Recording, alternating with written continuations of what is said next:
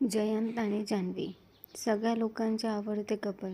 अरे पण काय, एक शिकलेली मुलगी आणि तिला टॉर्चर करणारा तिचा नवरा, आणि हे सगळं बघायला लोकांना आवडतंय. किती वेडी आणि किती मूर्ख मुलगी दाखवली आहे ती. सगळं फक्त सहन करत असते. प्रेमामध्ये एक आंधळी झालेली सहन करणारी बाहुली.